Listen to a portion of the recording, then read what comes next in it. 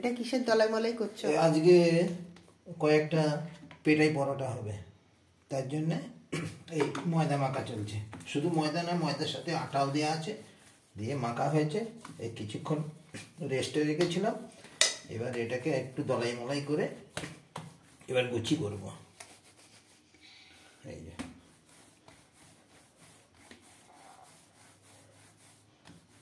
এটা সরিয়ে দিই, এটা লাগবে না এখন।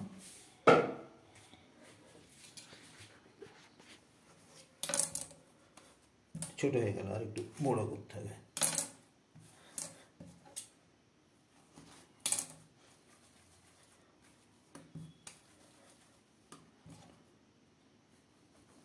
পাঁচটা হবে।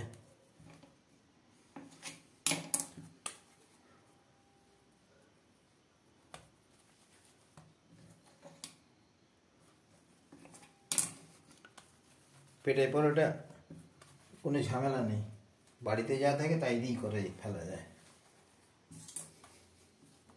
এতে ময়াম দিতে লাগে? ময়াম হালকা ময়াম দিতে হবে, বেশি ময়াম দিলে মুচমুচে হয়ে যাবে, কচুরি এই নিমকির মতো মুচমুচে হয়ে যাবে। পেটাই পরোটা কিন্তু মুচমুচে হয় না, নরম নরম করতে হয়।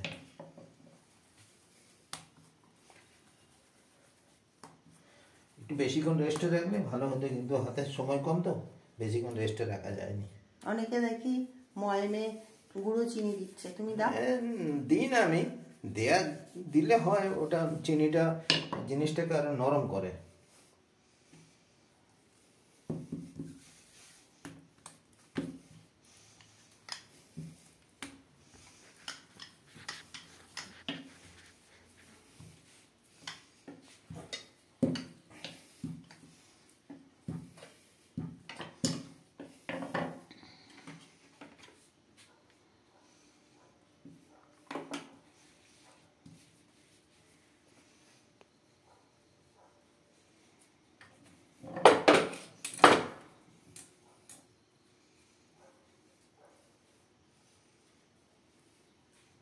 মোগলাই পরোটা মতো এইভাবেই করতে হয় এটাকে।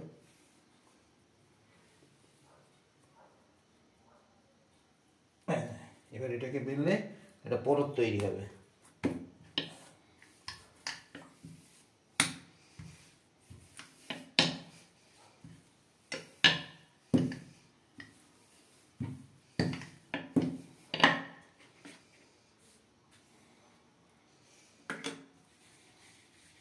অনেকে এই তেলের সাথে ময়দা দিয়ে একটা লেই বানিয়ে রাখে, এই লেইটা দিয়ে করে যায় আর কি। ওটা আমি দেখেছি,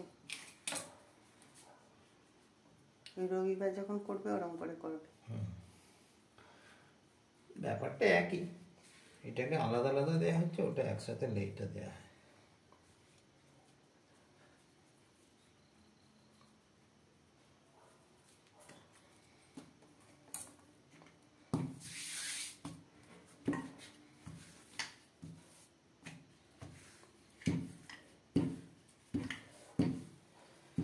পেটাই পরোটাতে কিন্তু তেল কম লাগে,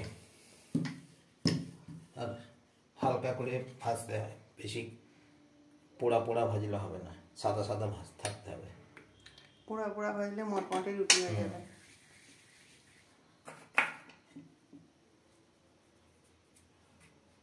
রুমালি রুটির মতো, রুমালি রুটিটাও যেমন সাদা সাদা, এরকম রুমালি রুটি খুব পাতলা হয়, নরম হয়। এটাকে একটুখানি বেলে নিয়ে হাতে করে বড় করে সব।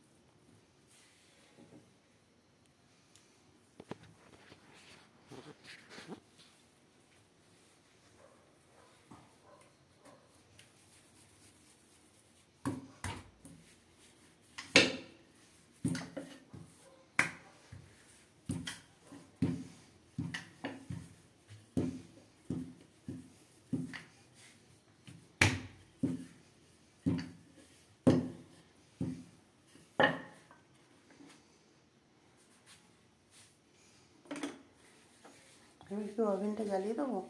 না, জ্বালাতে হবে না।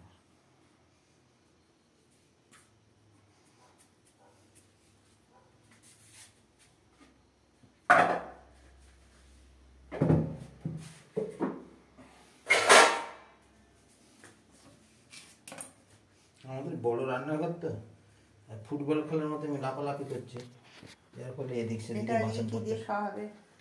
এটা আজকে কি বানানো আছে দেখতে হবে। আলুর দম বানানো আছে কি? না, তাহলে কি বানানো আছে? এই যে ও, আলুর দমের থেকেও তো ভালো জিনিস, এঁচোড়। এঁচোড়। কষা কষা এঁচোড়। দারুণ জিনিস, দারুণ কালার। পাপুর রান্নাঘরের পাপুর হাতে রান্না। এমন বলছো যেন আমি একটা বিশাল শেফ।